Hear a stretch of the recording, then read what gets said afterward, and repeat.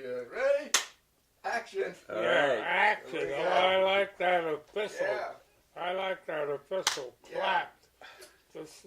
It just shows that somebody's on the ball. Yeah. You know what? I felt more comfortable in World War II when I was under enemy fire than I feel right now. Okay. I think that when the bomb goes off, I'm going back upstairs and take a nap. No, you're That's not allowed to. We won't let you.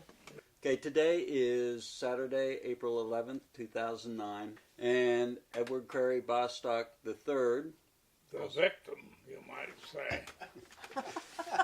And when were you born? November 17th, 1916. 1916. That's a while back. Yeah, far enough ago I don't remember it. Really. So there's 4 of 6 children. And that was probably taken in the mid-1880s. Yeah, When was Pop born? You know, it's like a lot of these, that nothing is written on the back. It'll be put away again in another generation or two, and no one will even know what it was, and they'll throw it in the trash can. Well, as long as there are CDs, we'll know. That's why we're here. Yeah, I think this picture was. I knew there had to be a reason why you were here. Surely is. Because everything has to have a reason. Sometimes it's pretty damn obscure. Lee Madeline Glenn Bostock. It's a little bit like I did. I look a little bit. It could be anybody. I mean, just say who it is. There's a picture at the bottom with Annette and Mother and Father and Joan and Zara and Crary, and at the bottom there's me and Bernice and Robin. Pete wasn't born yet. Yeah. Yeah. Yeah, absolutely. Took a fishing trip down there, and I got seasick. Put my father's favorite rod and reel up by me on the anchor rope. We hit a big wave, and Father's good fishing rod went over into the water. Last we ever saw of the rod. There is I guess, Buzz Purdy and my dad in a Model A Roadster.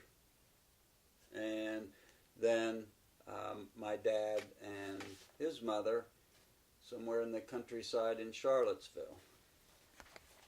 Crary had a hawk then that he brought home. It's in that picture. Remember that hawk? No, yeah. Yeah, I winged a hawk and got it and kept it in a cage. And now here, its wing was healed, so it started to fly away. And I had to shoot it. You had to shoot it because it was going to fly away? Yeah. I didn't want a hawk on the loose. Have we run out of time on these photographs now? Oh, no. What? This is History can only stand so much, you know.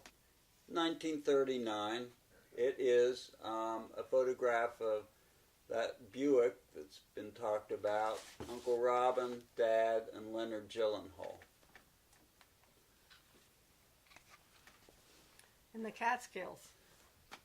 Now, do you remember Harold Pitcairn flying his autogyro up there?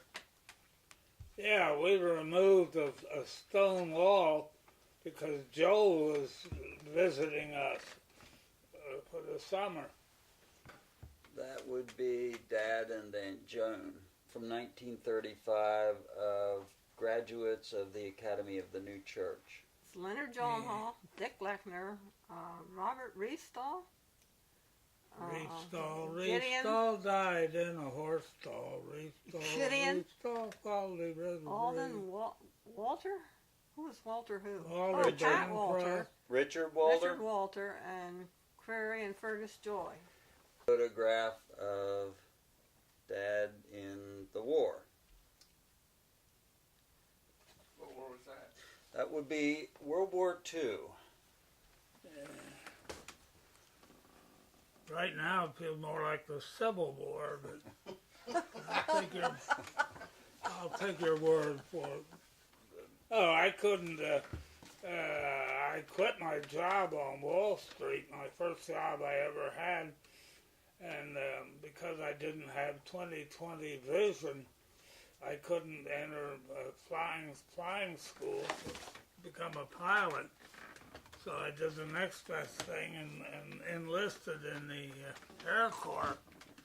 So by the time World War II broke out, I was already on duty in the Las Vegas Army Aerial Gunnery School. So that I was well into the service by the time World War II broke out. December 7th, 1941, I guess that was. So you were there on base when the Japanese attacked Pearl Harbor? Yeah, I was off duty down in a swimming pool that day. We gone back, all hell broke loose. They were breaking out arms, and no one knew what they were doing, but they knew we were at war. They said somebody was on duty with a machine gun and shot a newspaper that was flapping on the breeze. So he killed the newspaper anyway. Oh. So how did you meet Barbara? So when I get through gambling and go to go back to the place where they had like a depot, but young people would entertain the soldiers before they got a bus back to the base. So my wife was one of the hostesses there, where I met her. What? When after you were married, then she came east, didn't she?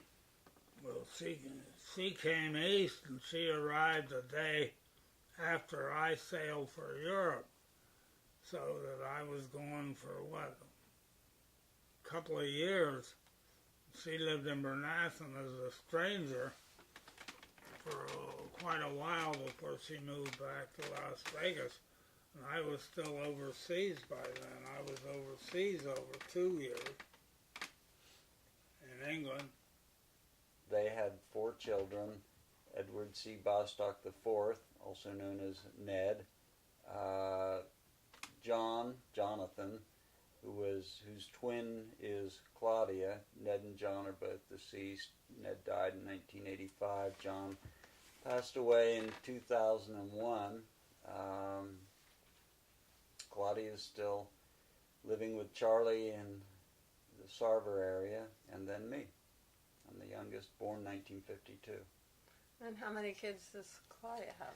Claudia has 2 daughters, Ashley, who teaches high school history or English and is a volleyball coach at a public school in Annapolis, Maryland, and Laura, who is in the physical therapist program at Pitt. My ex-wife and I, Donna, have 2 children. Sarah, who teaches high school English and does some tutoring. She's not married. And then Shyla, who is married, is an auto mechanic. She works for the local Honda dealership in Roanoke, Virginia. You know what? What? I'm in the 4th month of the 5th year of a stroke. And this has been a long time that I've been a little less than mentally capacitated. Well, you know what? You're much more mentally capacitated than you think you are. Yeah, that's what you say. Well, I can hear what you say. If you had to live inside my cranium, you would understand.